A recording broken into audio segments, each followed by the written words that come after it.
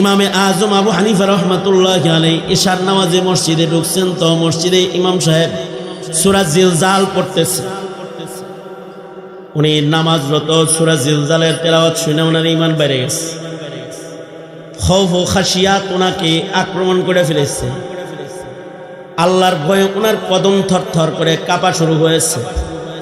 ফামান ইয়ামাল মিসকালা যাররাতিন খায়রান ইয়ারাহ ওয়া মান ইয়ামাল মিসকালা যাররাতিন শাররান ইয়ারাহ।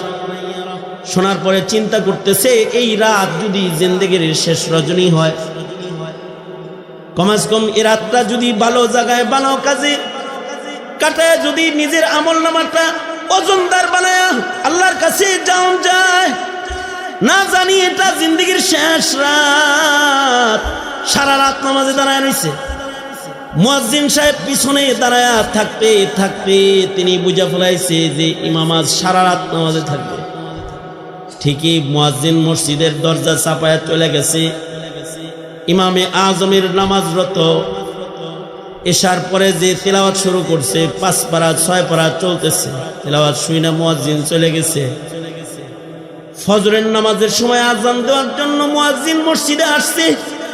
আয়েশা দেখে আশ্চর্য, ইমাম কেবলা রুখ এখনো সেম কোয়ালিটিতে দাঁড়ায়া আল্লাহর কালামের 30 নম্বর পারা আম্মা পারা তেলাওয়াত করতেছে, আর অজরে কানবার লাগছে।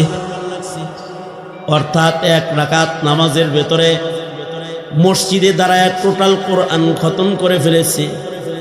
আল্লাহর ভয় আর নিজের নফসকে দমন করে দাঁড়িয়ে আছে।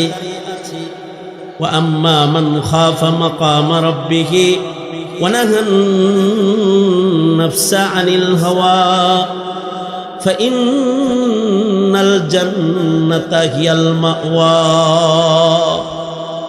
যাদের ভিতরে এমন সিফাত মিলবে যে নিজের খৌফ ও খাশিয়াতের কারণে আল্লাহর কাছে নিজেকে দাঁড় করাইতে সে ভয় পায়, আর নিজের নফস যা চায় এটা করে না, আল্লাহ যা পছন্দ করে সেটা করে, নিজের নফসকে দমন করে ফেলে। এই 2 গুণ যাদের ভেতরে পাওয়া যাবে তাদের ঠিকানা বানাইছেন আল্লাহ তাআলা জান্নাত। তাদেরকে আল্লাহ তাআলা জান্নাতের মেহমান বানাবে, জান্নাত তাদের ঠিকানা। খৌফ ও খাশিয়াত তো আমাদেরও আছে, কিন্তু আমাদের খৌফ ও খাশিয়াতের কোয়ালিটি বড় দুর্বল। এত কমজোর খৌফ ও খাশিয়াত আমাদের, যে আমাদের খৌফ ও খাশিয়াত আমাদেরকে গুনাহ থেকে বিরত রাখে না। আর তাদেরকে আল্লাহ তাআলা মুবাহাত থেকেও বিরত রেখেছে। আল্লাহর ভয়ের কারণে হাসানাতুল আবরার সাইয়্যাতুল লিল মুকাররাবিন, সাধারণ মানুষ যা করে তাও তারা করতো না। অথবা ইবাদত করার পরেও চোখের পানি তাদের বন্ধ হইতো না। আমাদের খৌফ ও খাশিয়াত আছে, মসজিদে যাই, কিন্তু আমরা মসজিদে যাই নিজের বড় আবেদ মনে করে ইমাম সাহেবের সাথে ঝগড়া ফাসাদে লেগে যায়। মনে করে যে হে ইমামের চাইতে ভালো, 3টা চিল্লা লাগাইছে, বাস পাওয়ার বাইরে গেছে। এবার নিজের মৌলবীর চাইতে বড় বড় মনে হয়, অথচ হেরে পেটে পাড়াইলেও কুলহুয়াল্লা বেরিত না। আর তার সিনার ভিতরে উলুম ও ফুনুন আছে, ইলমের গভীরতা আল্লাহ তাআলা তাকে দান করেছে, যে বিভিন্ন ফুনুনের উপরে আল্লাহ তাআলা তাকে মাহের বানাইছেন। মাহেরে ফান্না ফুনুন, সকল ফনের ভেতরে আল্লাহ তাআলা তাকে দখলদারিত্ব দান করেছেন। যেমন তার ভেতরে নাহব সরফের মাহারাত আছে, তেমন তার ভেতরে ফিকহের মাহারাত আছে, তেমন তার ভেতরে তাফসীরের মাহারাত আছে, তেমন তার ভেতরে হাদিস বানানোর যোগ্য মুহাদ্দিসের যে সকল আওসাফ দরকার সব আছে। হেরে দেখছে যে নফল নামাজ কম পড়ছে, কয় মৌলবী মানুষ আওয়াবিন বললো না, আমি তো বললাম। কলারটা যাকে দিবার চায় নিজে মনে করে আমার চাইতে বড় আবেদ এই মসজিদে আর কে আছে। খৌফ ও খাশিয়াতের কমির কারণে নিজের বড় মনে হয়ে যায়।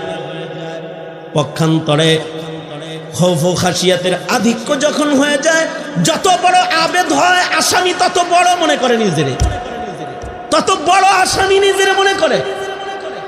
এ কারণেই সাইয়্যিদুল মুরসালিন নবী রাহমাতুল আলামিন মুহাম্মাদুর রাসূলুল্লাহ সাল্লাল্লাহু আলাইহি ওয়াসাল্লাম প্রতিদিন 100 বার করে ইস্তিগফার করতেন।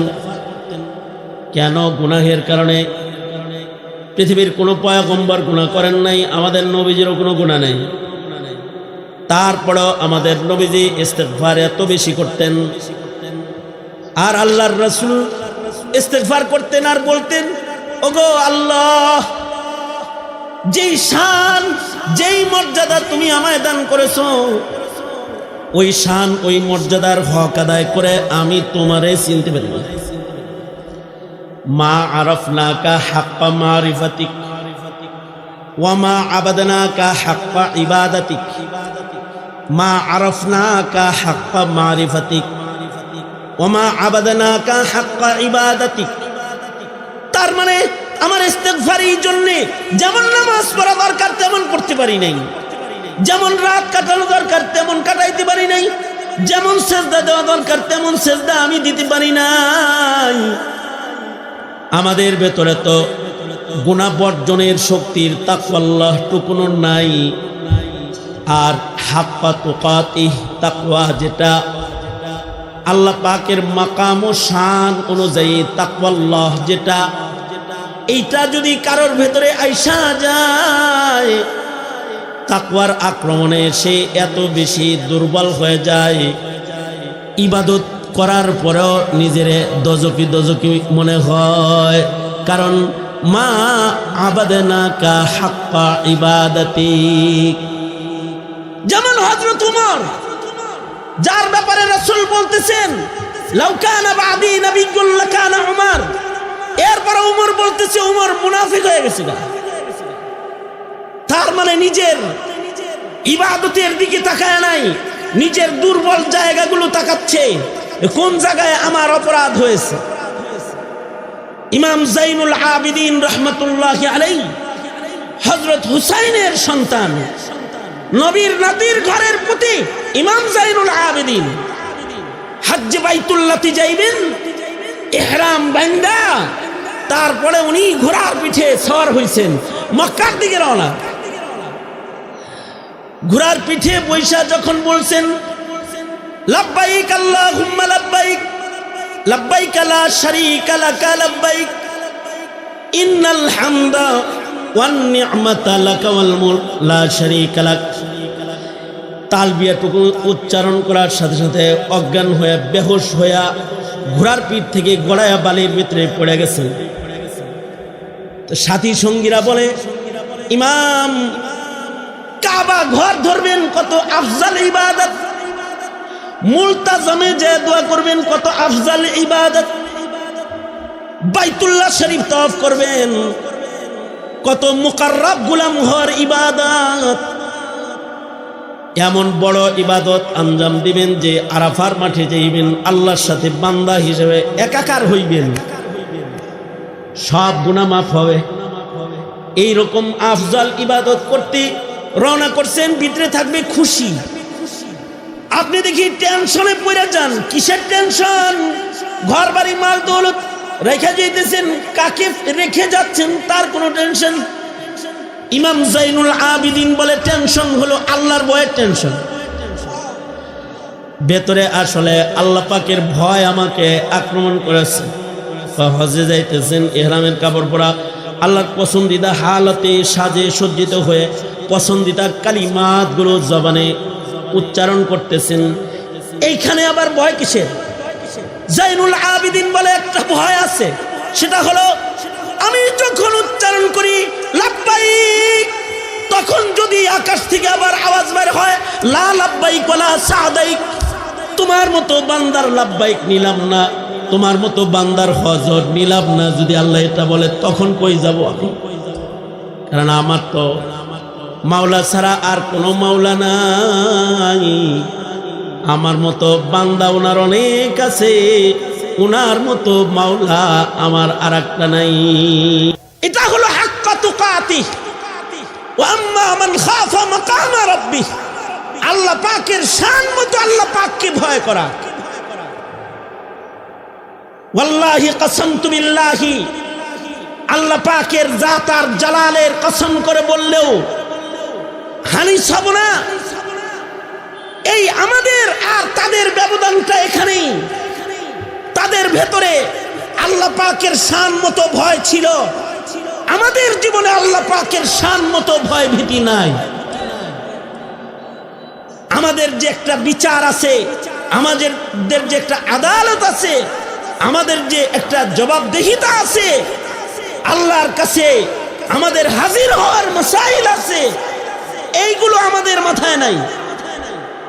সঙ্গত কারণেই আমরা আমাদের ইচ্ছাকে দমন করতে পারি নাই, সারা রাত গুনাহ করে কাটাতে পারলাম, ইবাদতকে মুখতাসার করতে পারলাম, নিজের জিন্দেগি গুনাহের বদবুর দ্বারায় বদবুদার বানাইতে পারলাম, ইবাদতের খুশবু আর আতরকে নিজের জন্য বানাইতে গ্রহণ করতে পারলাম না। আমরা ইবাদতের দ্বারা নিজেদেরকে সাজাইতে পারলাম না। কমজোরিটা কোন জায়গায়? কমজোরি হলো এই জায়গায় যে আল্লাহ পাকের শান মতো আল্লাহ পাককে আমরা ভয় করি না। আমরা নেতাকে যতটুকুন ভয় করি, নেত্রীকে যতটুকুন ভয় করি, দলকে যতটুকুন ভয় করি, ব্যবসায়ী হিসাবে কাস্টমারকে যতটুকুন মূল্যায়ন করি, ভয় করি, চাকরিজীবী হিসাবে উপরের বস্রে যতটা ভয় করি, জঙ্গলের হিংস্র প্রাণী বাঘ ভাল্লুক আর সাপ কুকুররে ঘেউ ঘেউ করলেও যতটা ভয় করি, হয়তোবা অতটুকুন ভয়ও আমাদের হৃদয়ে আল্লাহ তাআলার রুবুবিয়্যতের মাসআলার ব্যাপারে আমাদের হৃদয়ে কমজোরি আছে বিধায় আমরা কুকুরের ঘেউ ঘেউ আওয়াজকেও মূল্যায়ন করি, মুয়াজ্জিনের আজানের আলফাজকে মূল্যায়ন করার ক্ষমতা আমাদের হয় না। কারণ হলো ওই যে আল্লাহর শান মতো আল্লাহকে আমরা ভয় করি না। আর আগের যুগের মানুষ দ্বারা তারা এক জাররা গুনাহ করবার পারে নাই, কারণ হলো আল্লাহকে শান মতো ভয় করেছে। হযরত আবু বকরের সামনে রুটি গোশত হাদিয়া আসছে, 3 দিনের ক্ষুধার্ত উনি গোলাম রুটি গোশত আনছে হাদিয়া হযরত খান। হযরত আবু বকর রুটি গোশতের টুকরা মুখের ভেতরে দিয়ে দিয়েছেন, চিবাইতেছেন আর গল্প করতেছেন। এত সুন্দর রুটি গোশত কই থেকে আসলো? গোলাম বলতেছে জ্বরে বক মরে ফহিরের কারামতি পারে। তার মানে জাহিলিয়াতে একটা চিকিৎসা করছিলাম, ওইটা কাম হয়েছে তাই খাওয়ানো হয়েছে। আমি গত বছর এক মাহফিলে যায় ফু দিছিলাম সিরাজগঞ্জে, ধরছে ঠাইসা। তো আমি কই মাই কুছ জানতা নেহি তেরে বান্দা মানতা নেহি, আল্লাহ আমি কিন্তু কিছু জানি না, তোর বান্দায় মানে না, দিয়ে দিলাম ভুল। এইবার মাহফিলে গেছি, পরে হুজুর আল্লাহ দিলেন 9 বছর পরে তো বাতিজার বাচ্চা হয়ে গেছে। কি হয়েছে? কয় হুজুর 7 মাস। ওই যে আপনার পানি পড়া মিশা মিশা খাওয়াইতে কইছেন না, এটা খাওয়ার পরে তো বাচ্চা হয়ে গেছে। সিঁড়ি কইব বাচ্চা দেনেওয়ালা কে? জোরে আওয়াজ করে বলেন। কয় হুজুর না না, বরকত আর কি। আবার পানিতে ফু দেন, ওইটা বাস্তিরে দিছিলেন, এবার বাগনিরে দেন, এইটাও 6-7 বছর হয়েছে বাচ্চা হয় না। তোকে হ্যাঁ এটাই ফু দিয়ে বদনাম কামাই। পরে কবি একটা হয়েছে আর একটা হয়নি। আগে কন যে আপনার পানি পড়া হয় নাই, আল্লাহ দিছে। কন আগে হ্যাঁ আপনার পানি পড়া হয় নাই, আল্লাহ দিছে, তা আপনি দেন। পরে দিছে। তো হযরত আবু বকরের গোলামে কয় জরিতে বক মরে ফকিরের কেরামতি পারে। জাহিলিয়াতে একটা রোগীরে ফু দিছিলাম, ফু দিছি, পরে এটা তো ভালো হয়ে গেছে। এটা গরিব মানুষ, কোনোদিন আমার টাকা পয়সাও দিতে পারে না, খাওয়ানো দিতে পারে না, আজকে খাওয়ান আনছে।